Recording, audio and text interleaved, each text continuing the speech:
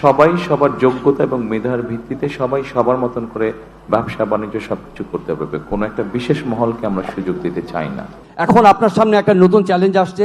আপনি মেনশন করেছেন আপনার বক্তব্যে যে ফ্রেজাইল ইকোনমি রিবিল করবেন, আপনি মেনশন করেছেন সিকিউরিটি এবং রিফর্ম আপনার প্রায়োরিটি। আমাকে যদি বলেন যে বিগত অথরিটেরিয়ান রুলে আমরা দেখেছি যে বাংলাদেশের অর্থনৈতিক সেক্টরটা কিভাবে লুটপাট হয়েছে, কিভাবে অলিগার্কি তৈরি হয়েছে।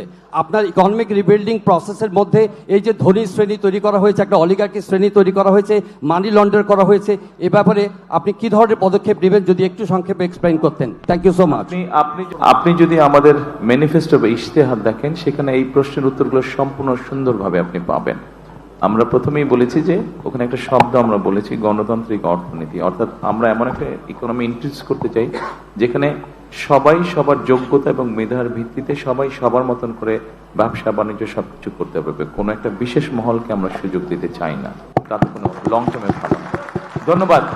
Thank you so much. I want to conclude today's this session. Thank you. সকলে ভালো থাকবেন। JBS Holdings Limited.